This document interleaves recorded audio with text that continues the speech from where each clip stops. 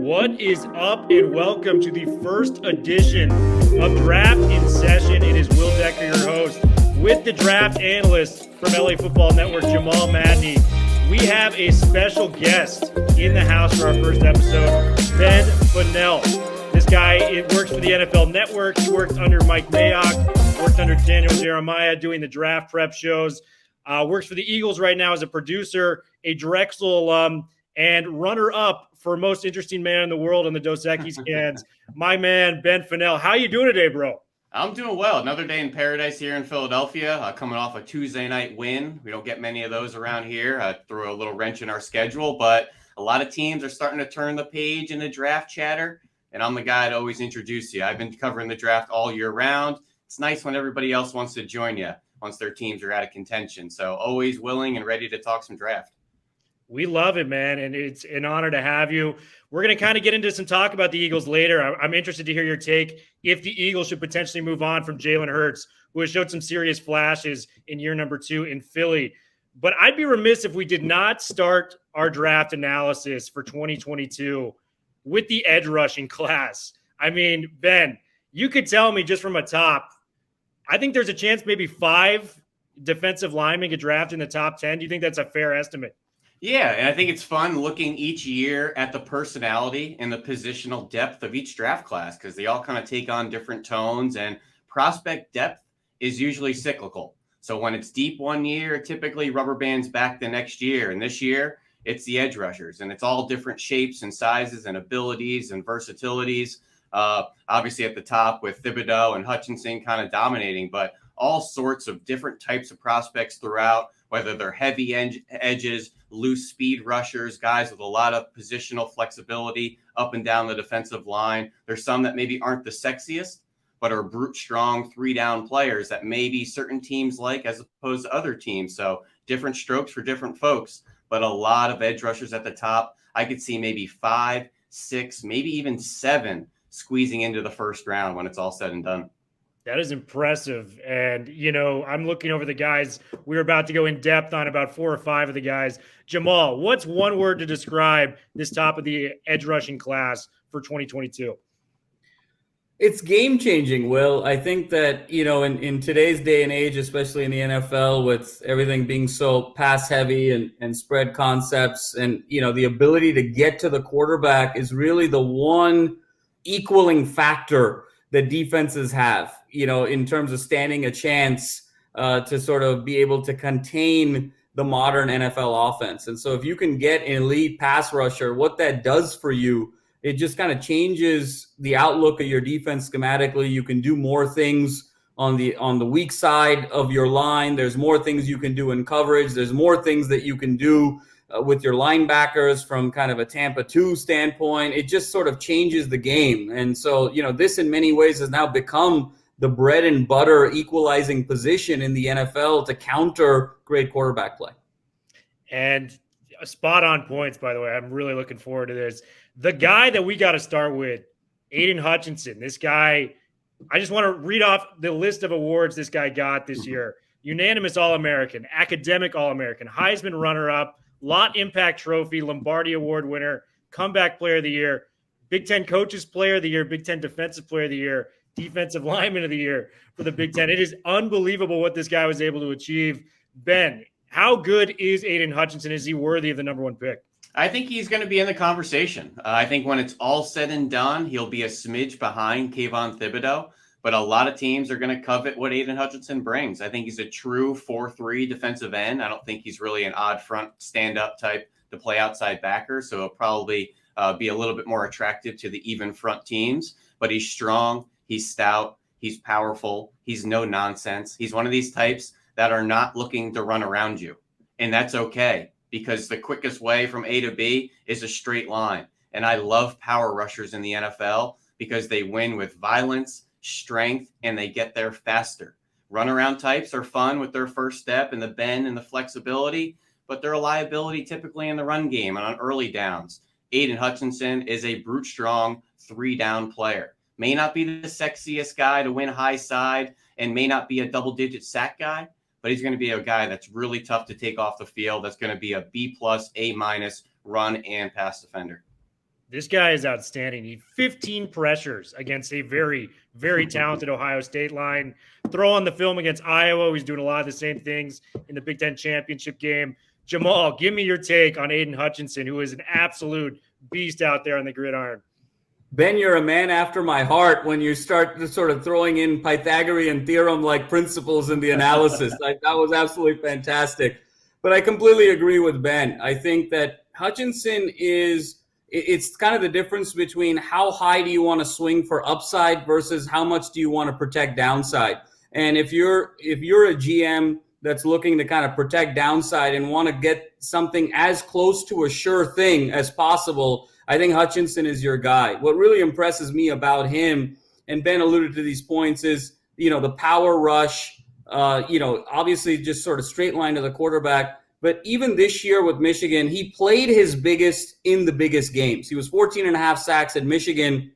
He had 3 sacks in that game against Penn State, when even though Michigan was 8-1, you really questioned how good they were. That Penn State game was their first really big game to sort of prove who they were. And he came through and just caused absolute havoc on that Penn State line with 3 sacks. And then the big one against Ohio State, where he had another 3 sacks in Michigan's sort of biggest win, arguably, the last 15 years. And so the fact is, this guy is no nonsense, but he plays his biggest when the lights are the brightest. And those are the things that when you're a head coach, when you're a GM, you're going to be salivating over. He's technically very sound. He's fundamentally very sound. And he's about as proven a commodity that you can get in this draft. And for some of the doubters, guys, that say, hey, maybe it wasn't a great tackle year in the Big Ten, go back 2 years as a 19-year-old. Watch him against Tristan Wirfs.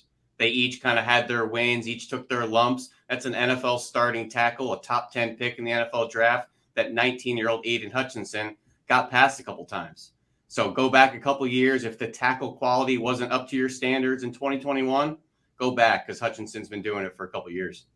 14.5 sacks, a program record for Michigan as well. Hutchinson's going to be at the top of that draft board. The other guy kind of vying for that number 1 pick, Ben mentioned him earlier, Kayvon Thibodeaux. This guy got injured a little bit this year, but still 7 sacks, 7 games. He was very productive. He can beat you with the speed. He can beat you with the brute strength. Give me your thoughts on Thibodeaux. This guy is an absolute freak out there. And I know fans like the NFL comparisons, and I like always giving a framework of style, fit, body type, not projecting careers, just the style and how they win. So before we put Hutchinson to bed, reminds me a little bit of a Jared Allen type. No nonsense power rusher, but turning the page over Thibodeaux, who I think is going to be the number 1 player in the draft, whether it's the Lions or somebody else. A little bit more of a Sam linebacker defensive end type. Better in space, in my opinion. Used more in space at Oregon. Sometimes a little bit too much in space, where he's detached over the slot, or maybe out in space a little bit too much, a la Deion Jordan about 10 years ago, that wasn't used properly either. But he's explosive. He's strong, has a short area quickness. He can win with bend and flexibility, but he can long arm you right back into the quarterback too. So he's got that ability to almost win with a 3-way go. Outside, inside, through you, in space. He checks a lot of boxes too. I think has a little bit more flexibility with his position and his scheme. I think he could play that stand-up role and play out in space. He's a really impressive player. Even if he didn't play in 2021, I think he's done enough the previous 2 years to warrant a top 10 selection. Jamal, what is your thoughts on Thibodeaux? This guy, you turn on the film against UCLA, the game that we watched, he was the most dominant player on that field against Cal, against USC 2020. This guy is a monster when it comes to getting in the backfield. What's your thoughts on Thibodeaux? Yeah, Will, absolutely. And Ben, I loved how you sort of presented that in terms of a framing of comparison. And so again, not projecting career or performance, but just in terms of the measurables, in terms of the styles, he has the athleticism and the dynamism of a Jason Taylor, with the power of a DeMarcus Ware. And so that he's sort of a Ware-Taylor hybrid, and that's what has everybody salivating. Will, you talk about that UCLA game, 9 tackles, 2 sacks. UCLA was the number 1 pass offense and the number 1 scoring offense in the Pac-12. and he was solely responsible for shutting them out through 2 3/4 of that game when he just totally wreaked havoc on DTR and the rest of those Bruins. When you look Sean at the Ryan film, too. Sean Ryan can play in the NFL. Sean Ryan, who is an NFL quality tackle, no question about it. When you look at the film against Washington State, another 2 sacks, was single-handedly responsible for Oregon creating separation in that game. And he's a guy, when he's not on the field, is a completely, you feel that presence so deeply. You know, the game that Oregon lost early this year to Stanford when Thibodeaux couldn't play the first half, Stanford was sort of throwing the ball all over the place and running all over the place. He got on the field, and they literally were shut out the entire second half except for that last drive. And so, again, you can put him out in space. He's an edge rusher. He can go around you. He's got great feet, great hands. He sort of has it all physically. I think the one question I would have with Thibodeaux is a little bit of maturity and what's going on between the ear holes, because he got into some questionable situations over the course of his college career. But physically, it's all there, and he's probably your number one guy. Thibodeaux, 126 total tackles, 35.5 tackles for a loss in 30 games. I think if you have more tackles for a loss than games played, you're doing something right at the defensive end level. We'll kind of breeze through the next 2 guys. I'm going to combine it for Karlaftis and Marvin Leal. I'm very high on both these guys, 2 very different players. Ben, start me off with your thoughts on Karlaftis and Leal, who both, in any given year could have been maybe the number 1 defensive lineman, given out the talent at the top with Hutchinson and Thibodeaux. Yeah, I don't think George Karlaftis is really that far removed from what Aiden Hutchinson is. A good run-pass defender, 3-down player, heavy-handed, strong, relentless player, plays with a great motor, great effort. If you think you're going to put a tight end over him, he's going to ragdoll him like he's not even looking at him. I don't want to go to the white edge rusher from Purdue, but this is Ryan Kerrigan 2.0. I think that's the type of player you're getting. That power rusher that's going to go right in through inside shoulders and try to bull you back into the quarterback. He could play out in space a little bit. Probably not a guy you want zone dropping too often, but leave him at the point of attack on early downs against tight ends, and he's going to be in a lot of backfields. Another really strong player, relentless player, heavy-handed player. Maybe not the sexiest. Maybe he won't test that great. He's not going to run a great 40. Maybe he won't be explosive at the combine. But that's okay, because he's a no-nonsense type. He's a buckle-your-chin-strap type, because you're in for a full day when Karlaftis is over you.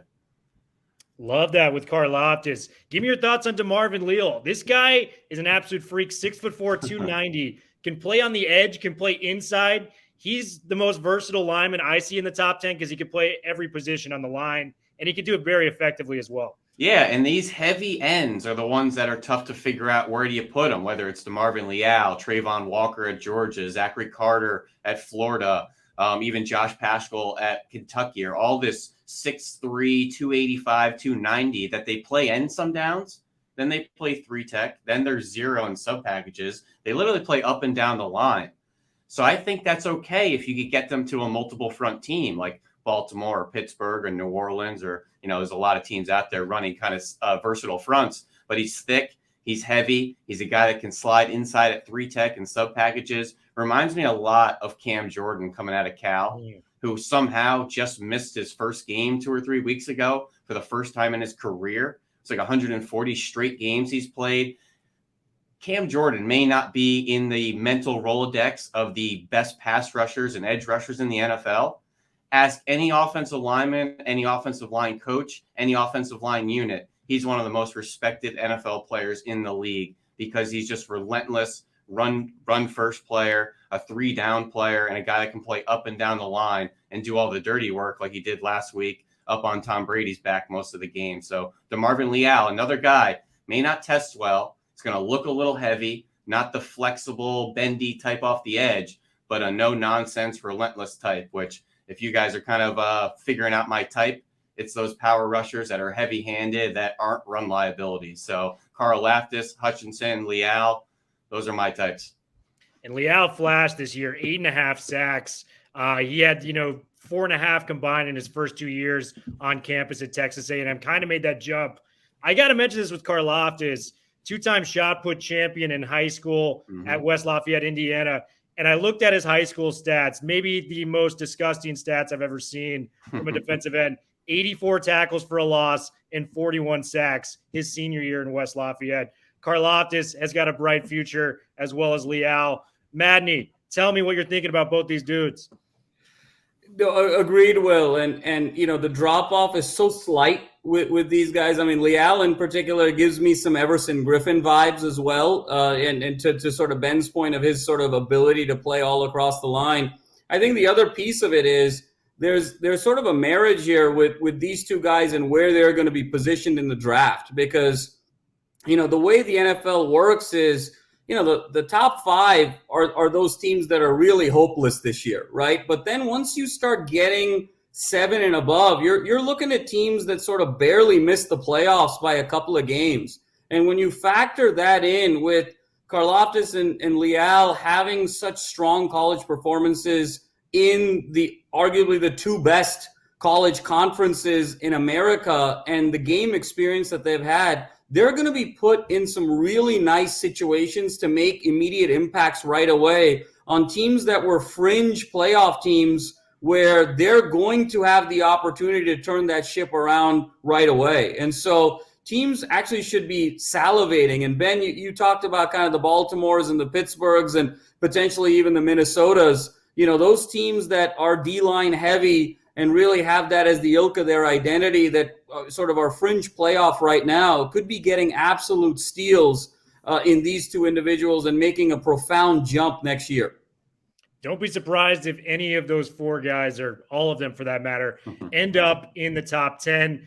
We got to get to 2 specialty guys. And I think these guys are the best safety prospect and the best corner prospect that I can remember over a 5-year span. Kyle Hamilton, if you were to go into a laboratory and draw up the perfect looking safety, the way the range, the athleticism, the size, the skill set, the ball hawk, Kyle Hamilton checks those boxes for me. And granted, he did miss some time this year, but you wouldn't have guessed 3 picks roaming around the field. I was watching some tape against him against Clemson last year, and he lined up on the opposite side of the field. And he had to go and cover Amari Rodgers in the slot, and he made a beeline to that area. I've just never seen that range before. I had to rewind it back a couple of times. Ben, give me your thoughts on Kyle Hamilton, because outside of maybe Jamal Adams, I can't remember a safety that's piqued my interest this much at the beginning of the draft. Yeah, I mean, it looks like he was made in a lab, because this is a petri dish type of safety with his length, his size, his range, the ball skills, the athleticism. The one knock, I guess, in searching for a knock is he's just not that thumping killer over the middle type of safety presence, which is okay. But he's going to be that tight end eraser. All these tall, long, athletic tight ends that are stretching the seam and are now playing detached out in that flex position. Kyle Hamilton's the tight end eraser. And to see him comfortable against the slot receivers like Amari Rodgers of the world, but also have the size and the physicality to hang with the big gazelle receivers and these athletic mismatched tight ends, he's going to be a really fun safety player at the next level. Don't think, well, can he play will linebacker? Can he get down in the box? Keep him at safety. There is a use for true safeties, cover safeties in the NFL. Don't take every 220-pound safety and make them a will linebacker. We need guys that can play in space, play on the back end, play too deep, play single high free safety, and then take some man matchup assignments. I think Kyle Hamilton's going to check a lot of boxes. And a lot of mock drafts, I'm seeing him dip a little bit into that 5 to 10 range, which, like you had just said, Jamal, there's going to be some fringe playoff teams right there that maybe are just a piece or 2 away, or maybe finish the season at 9-8. I know it sounds weird with the 17-game schedule, just missing the playoffs. Maybe they only have to move up 2-3 spots to get a Kyle Hamilton type of player on an elite team. That's a scary proposition. Just think about like I don't want to say a Green Bay or somebody like that, but just imagine a contending team adding a Kyle Hamilton type of player to them. It's kind of a scary proposition. And NFL coaches, if you're listening, do the smart thing. Listen to our guy, Ben. Don't move them like they did with Isaiah Simmons. Keep Kyle Hamilton at the safety position. Jamal, give me your thoughts on this freak safety. I was blown away by what I saw.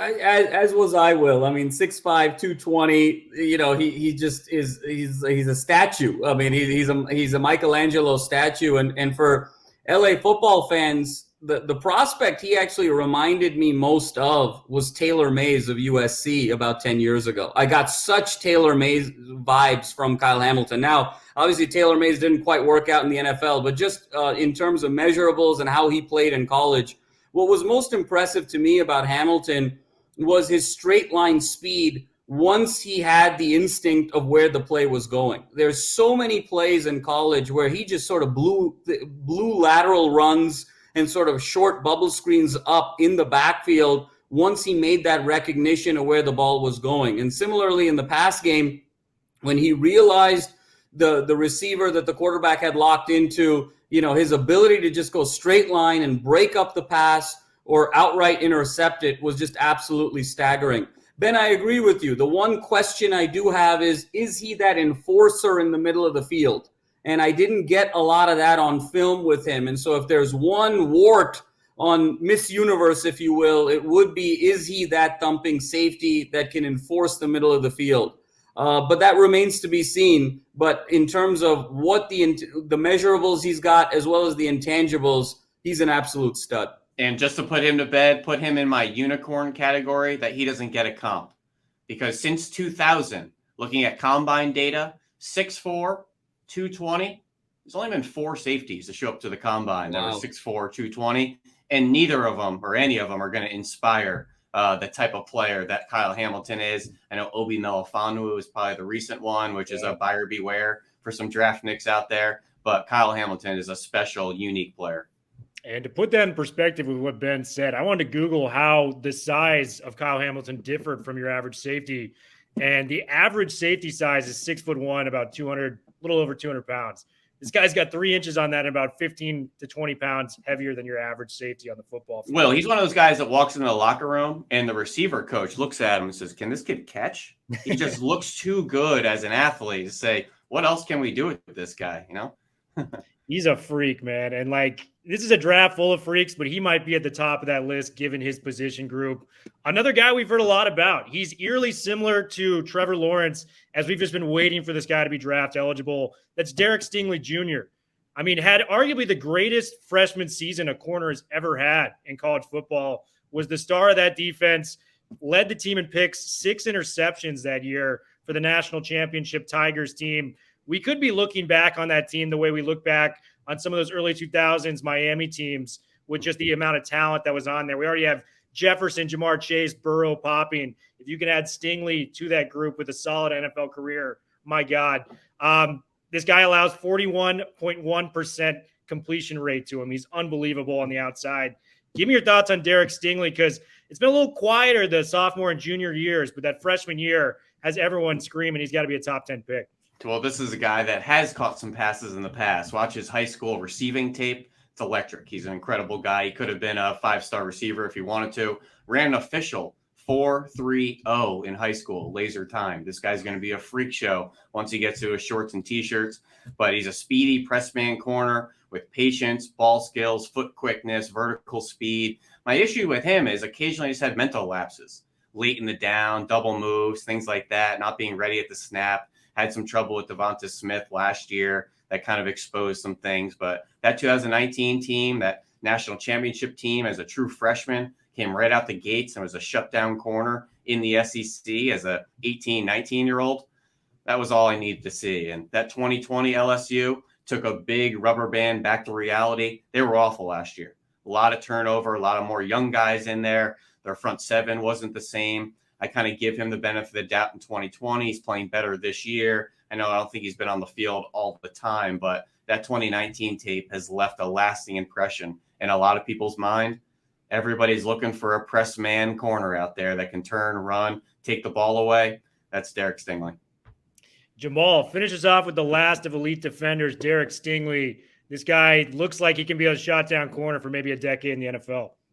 No question about it, Will. And he's the heir to DBU, right? I mean, when you talk about LSU and Patrick Peterson and the Honey Badger, and he was just sort of next in line of this defensive back royalty. And I'll be honest with you, his ball skills are probably the strongest of any prospect I've ever seen. And Ben, you were spot on. When he was in press coverage and the ball was in the air, everything felt like a jump ball. It didn't even feel like a defender was trying to knock a ball away. I mean, he was going for it the way a receiver would be going for it. I think that, when he came on his freshman year to spring ball, 3 days in, the LSU coaches said he was already the best corner on the team, or the team that arguably was the greatest college team of the modern era of college football. I think the last 2 years, truthfully, Ben, you alluded to some of the mental lapses. I think it was boredom. I think that once you sort of know that you can dominate a level and you want to sort of protect and preserve your health to get to the next level, I think we saw a little bit of that. But this guy, in my opinion, is going to challenge the mantle of who is going to be the next best corner in the NFL after Jalen Ramsey. And I think he's going to get there in 2 or 3 years. This guy is elite. He's electric. And I think whoever gets him needs to sort of figure out a way to get him some touches on the other side of the ball, whether that is in the return game in special teams or whether that is a couple of packages in some spread concepts, because his ball skills needs to be sort of extracted at all ends of the field. Hey, I don't know if you saw last night, the Philadelphia Eagles put Darius Slay on offense, so it's not out of the question. And he's a guy, you want to talk about iron sharpening iron? He showed up to practice and had to face Jamar Chase every day. Just like Kayvon Thibodeaux, he had to show up and face Penny Sewell for 2 years. That's pay-per-view level practice tape out there. So iron sharpening iron, definitely on those teams. Man, and second in line is Jefferson. I mean, he's not getting any breaks with the depth there at receiver. It's pretty insane. Let's move to the quarterback room, gentlemen. I think a lot of people are kind of underwhelmed is kind of the word I would use with I don't feel that way at all looking at some of this tape. Last year had the 5 quarterbacks in the top 15 picks. That is something that will be historically remembered upon. But there's a lot of guys I really like from this class. And I want to start with the guy that had the biggest jump in 2021, Kenny Pickett. The only guy can really compare the jump he made was similar to Joe Burrow, an older prospect that had that extra year to kind of get him up and make things happen. Looking at his tape, I think a quarterback has always got to be confident. He's got to make plays. This guy's got moxie, though. And I'm not even just talking about the fake slide play he did against Wake Forest in the ACC championship game.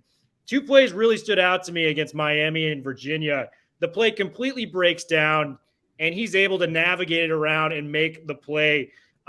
Size, I mean, he's not even close in size to the guy, but I saw a lot of Ben Roethlisberger there in terms of just when a play breaks down, he can roll out and make something happen when the odds are stacked against him. And that's a guy I want in my quarterback room. Ben, what do you see from Kenny Pickett and what he was able to do this year? Yeah, he's obviously had a prolific 2021 season. A lot of people are saying, well, where did this come from? Remember, his previous 3 years, he led college football in drop passes. So he's a guy that never had the help on the backside. You watch in the ACC, Trevor Lawrence get to throw to these big gazelle receivers with huge catch radius. That wasn't Kenny Pickett.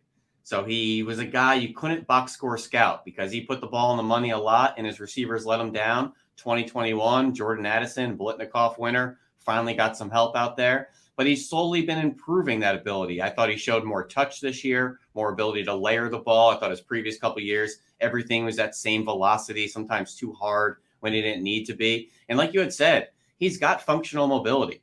I don't think he's going to run away from anyone. I don't think you're going to do a whole lot of quarterback scheme runs. But he's a guy that can maneuver in the pocket, escape when he needs to. And I love the quarterbacks that know that limitation because they're willing to keep their eyes up and stay in distributor mode because that's their job. When you're a quarterback, you're a distributor first and foremost. And Kenny Pickett knows that. He makes really good decisions. Before 2021, some of my favorite plays of his were red zone throwaways.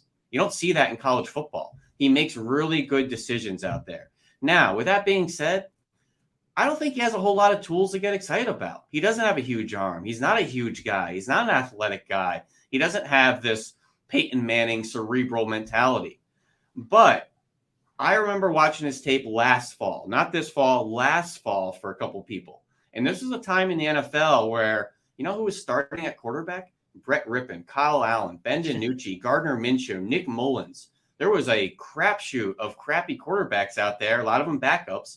And I said, you know what? If these guys are playing in the NFL, Kenny Pickett can play in the NFL. Now, what draft capital do you take on a Kenny Pickett? I think he has backup traits. Does that mean you can win with them? Sure. But where does backup traits get you drafted in the NFL? And to me, he is not a first-round caliber quarterback. However, the quarterbacks get bumped up. If you don't have one, you go get one. And I'm old enough to remember guys like Christian Ponders of the world getting bumped up just because of that. So everything that I say, you know what, Kenny Pickett isn't a first-round level talent for me. Well, he's better than Christian Ponder, and somebody took Ponder at 12th overall. So there's always a little bit of kind of recency bias and things with it, but I think he's a smart quarterback. I think you can win with him. I think he's a great distributor. What draft capital are you willing to spend is going to be the big question. And if you ask 32 teams, you may get 32 different landing spots. Love it. And you got those EJ Manuels, those Paxton Lynches every single year that kind of, draw up because the quarterback position, easily the most important in the NFL.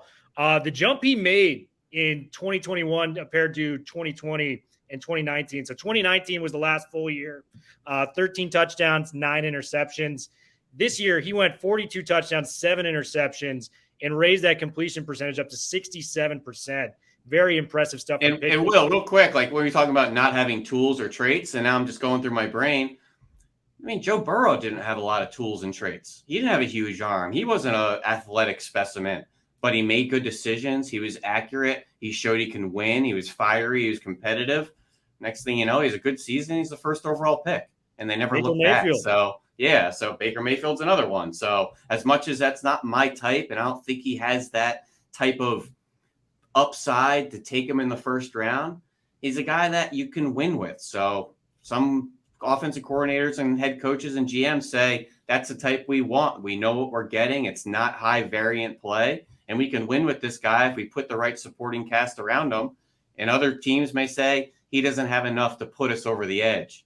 Is he a truck pulling the team, or is he a trailer getting pulled by the team? And I love that kind of analogy and figuring out who your quarterback is for your team. Love that, man. That was a great metaphor to, evaluate the starting quarterback position. That's a Daniel Jeremiah one. I stole that from you, DJ. Shout out Daniel Jeremiah. Madman, give me your thoughts on Pickett. I think he's made as big a jump as, the Burrows and the Bakers in the past. Maybe not to that number one spot, but he made that jump to the first round. Definitely, Will, he has. And I loved all the points that Ben said, and I won't certainly repeat them because I think Ben did a phenomenal job. But the one heuristic I really like about Kenny Pickett is this ability to take a 4 or a 5 win college team and turn them into a 9 or a 10 win college team. And I think when you look at the landscape of the NFL of the last 4 or 5 MVP award winners, that's really been the common trait, regardless of style and regardless of measurables, that they all share. When you look at Mahomes at Texas Tech, Lamar Jackson at Louisville, Rodgers at Cal, even a Justin Herbert taking a 4-win Oregon team, taking them to the Rose Bowl, it's those guys that take these middle college teams where they don't have advantages at the receiver spot, where they don't have advantages at the line spot, where they don't have receivers in the trenches or at the skill position, and they're, through their arm strength, through their decision-making, and through their intangibles, are able to generate a winning environment and a winning season.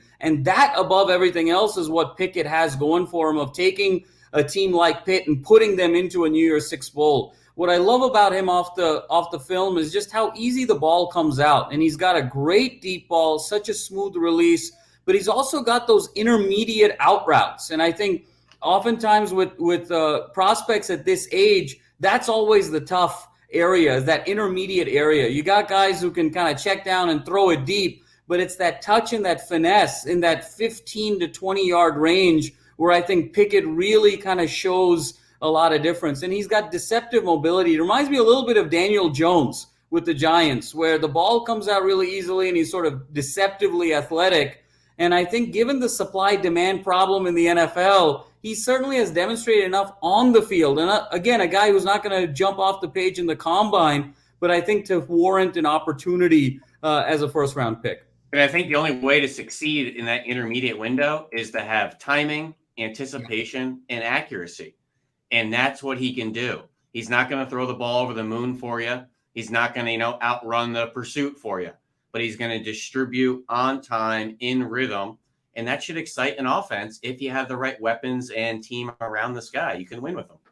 Yep. And I like that comparison for Daniel Jones. I think that could be like a solid bar for him. I think worst case scenario, I think you get a very quality backup. And I know Jones, he may not be a starter, a long-term starter in the NFL again, but there's going to be a big market for that guy as a backup quarterback, given his history, given he can come in and maybe potentially win you some games. I'm going to move on to some other the quarterback position. You tell me which guys you like the best out of this. Matt Corral, he's got a ton of buzz. A lot of people have him number one on their boards. Malik Willis is my personal favorite, given what I think if he goes to the right situation, what this guy could potentially be. And then Desmond Ritter, who's been shooting up draft boards, 4-year starter at Cincinnati, looks like a bigger Marcus Mariota to me with a stronger arm. So I don't know. I like all these guys. Ben, which guys do you like the best maybe out of that group?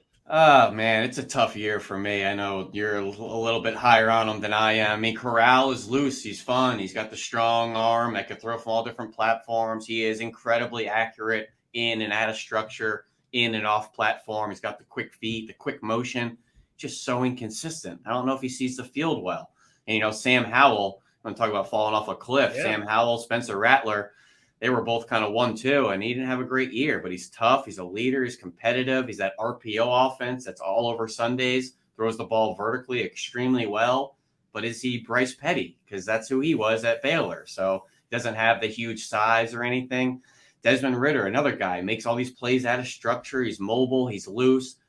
He's just not accurate on the easy ones. And I need you to make those look easy. But I'm with you. Malik Willis, he's got to have the best upside.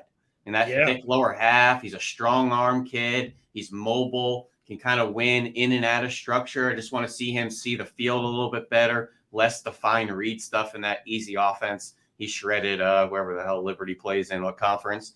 And then there's that kind of wild card in Carson Strong, who's that more upright pocket passer that throws a really good anticipation, touch, throw layering, accuracy.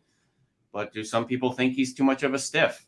Well, I got news for you. He's won a lot of Super Bowls, a bunch of stiffs like Peyton Manning and Tom Brady and, Drew Brees. And I know Phillip Rivers hasn't, but he's a guy that could have won if Tom Brady wasn't around. There's a lot of stiffs that, win a lot of games. So I'm okay with the stiff if he can make it rain all over the field. And Carson Strong's done quite a bit of that at Nevada. So just a matter of what draft capital are you willing to spend on these guys? Because none of them seem like the perfect prospect.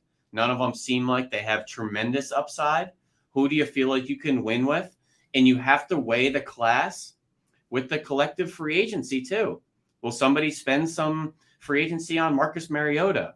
Do you go maybe try to trade for a Drew Lock or a Jordan Love? Is Russell Wilson available? Is Matt Ryan available? Rodgers. So really, Rodgers. There's an interesting landscape of quarterbacks, and you really do have to take a step back and weigh it all in the same bucket. And I know teams do this in draft rooms and roster building meetings. You have to weigh the entire available kind of slate. So it may not seem like the best quarterback class at the top.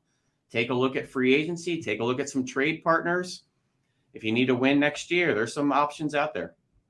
I love that. And I think we're both on the same page with Malik Willis. And I know the turnovers jumped this year. Completion percentage dropped. But he is eerily similar to Trey Lance last year and just doing it at a D1 level. A little shorter. They work with the same quarterback coach, Quincy Avery, out in Atlanta. But, boy, he's going to need some time.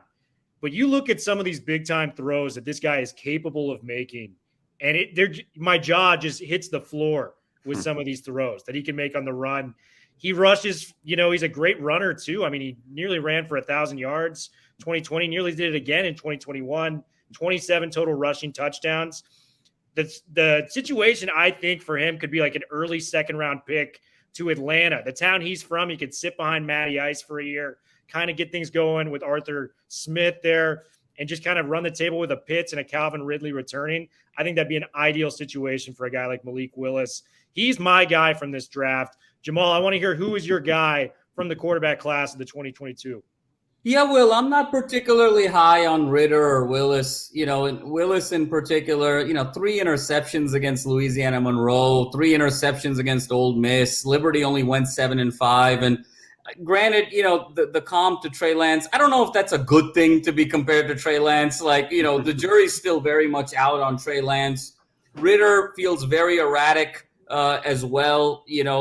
Very fortunate in that Notre Dame game. He had a couple balls that should have been intercepted and could have drastically changed the outcome of that game. I don't really trust Ritter with his decision making, and he doesn't quite have that upside to justify the risk.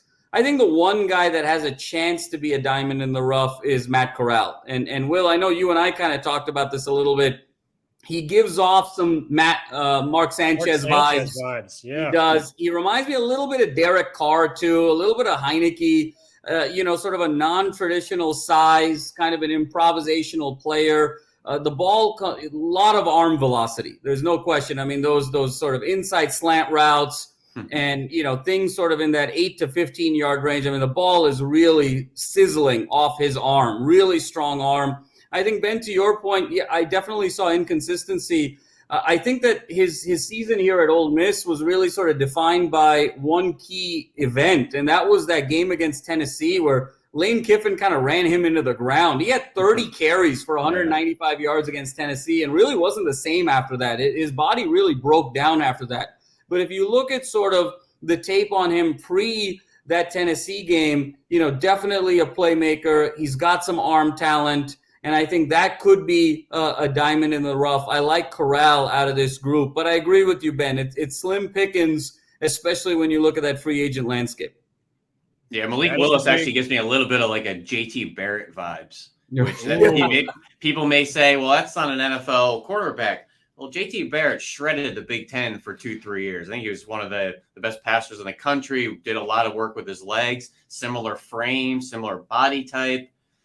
I know he went to the Saints and never really materialized as an NFL quarterback. I see vibes of that. So we'll see if Malik maybe has a little bit more upside to develop. But a couple years ago, guys, just full disclosure here, I actually almost completely balk at studying quarterbacks because it was the Lamar Jackson year and there was a lot of conversation about the quarterbacks. If I don't know the kid, it's really tough to know what they know or don't know. It's such a mental position that you can watch every snap this kid has ever put on tape. But if you don't know what he's going through in his head, what he's being asked to do, his mental processing, him on the whiteboard, you really can't fully evaluate these kids. And it's the limitations of the tape. And sometimes it's okay for all the scouts out there. It's okay to say you don't know. Understand what the tape shows you and be willing to give a little bit of a blank area and a gray area for the things you don't know. Because these kids are young people, they're human beings, and I got news for you. Some are smart, some are dumb. Some are cerebral, some aren't. Some have instincts, some don't. Some are coachable, some aren't. When do you figure that out? A lot of times when it's too late and you already have them in your team, you're under contract, and you learn the hard news the hard way. So there's a lot to figure out who these people are off the field and between the ears, and we don't always have those answers, and that's okay. And evaluating the quarterback position just in general, not only the toughest thing to do in the NFL, it might be the toughest evaluation in all of sports, just because it's essentially a coin flip, given not only that, but the situation is so much like a part of the quarterback's development. Like we were just talking about with Malik Willis. If he went to the Lions and you trotted him out last year, that guy would be a bust. You'd run him out. But if he goes to a place where he can sit, develop for 2 to 3 years, maybe, kind of gets the reins at some point and kind of, I mean, you can, these top quarterbacks, you go to a team picking in the top for a reason because they sucked. So a lot of quarterbacks, when you go to those shitty teams, it can ruin you. You're used to winning your whole career, used to being confident. All of a sudden you go to a team that's struggling and doesn't have that old line in front of you and maybe doesn't have that winning mentality, and you can fall off a cliff mentally. And that's what Peyton Manning whispered to Joe Burrow. Hey, just to let you know, the Bengals are picking first for a reason. Expect to lose. Expect it to be awful this first year, 2 years. Just hold on, come out the other side. So a lot of circumstances with these top quarterbacks. It's funny with Peyton because he always totes that he broke the interception record when he came to the league. This is the guy that, is thought about as the master of the quarterback position, broke the interception record as a rookie. Ben, you've been so gracious with your time. I just want to hear 2 prospects you like from UCLA and USC, one from each. I'm pretty sure who you're going to go with from USC, but I want to hear who you like from UCLA as well. All right, so we'll go UCLA first. I love Zach Charbonnet. I think he's got good size, vision, contact, balance, but he's got that extra juice in the open field to pull away, a la Jonathan Taylor a little bit, similar type of body type and skill set. Guys, I saw him in person twice in 2019, Illinois, and the bowl game against Alabama. That's right, Michigan played Alabama in the Citrus Bowl just 2 years ago. He was the one that made Hassan Haskins take a back seat. He was a true freshman, and they couldn't not put him on the field. Goes over to UCLA. Hassan has a nice year. He has a nice year. Catches 23 of 25 targets. A little bit more involved in the pass game, so it's nice to see he could catch. He's a guy that's checking a lot of boxes there with his good size and can contribute on third down. He's a really, really fun player, Zach Charbonnet. Love that with Charbonnet. He has some of the strongest legs I've ever seen of a running back. Yep. It takes like 2 to 3 guys to bring him down. SC, I know who it's going to be. I just want to hear it from you. Give me your thoughts on the freak wideout from Los Angeles. All right, so I'm not a Drake London guy. I'm just going to put this out there right now. These 6'4", 210 receivers, I'm out on. I'm out on these guys. I have to be.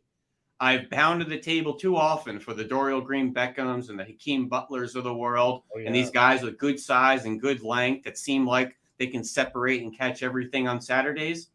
Never seem to translate to Sundays.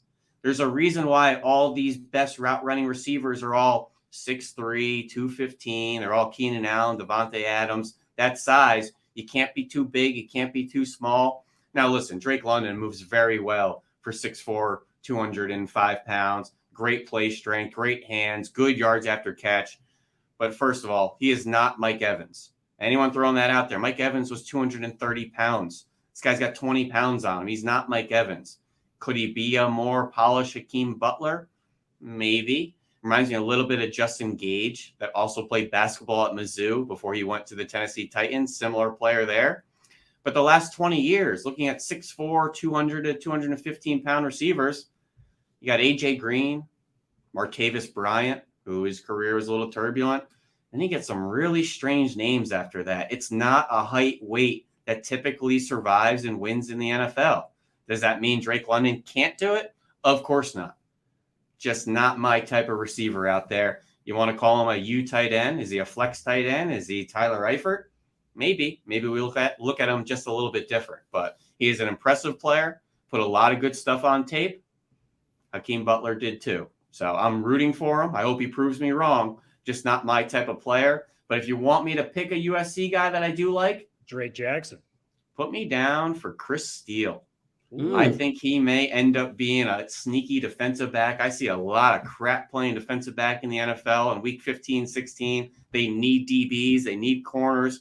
He was a 5-star that went to Florida for a cup of coffee, then went over to USC and has played pretty good ball despite the collective defense not always being great. Isaac Taylor Stewart didn't really have the year I expected. Isaiah Polamalu, I always thought was going to take that next step.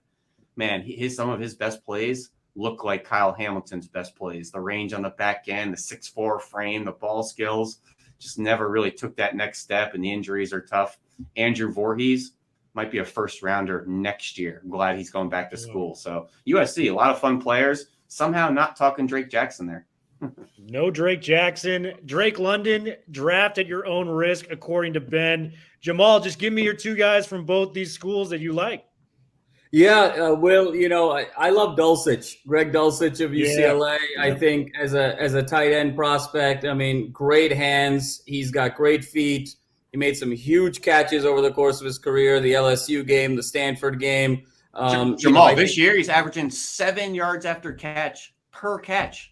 That's insane. That plucks that ball and goes, man. He's going to be a really good move tight end. Yeah, absolutely. He gives me some Zach Ertz vibes, and I think that he's going to be a difference maker for a team.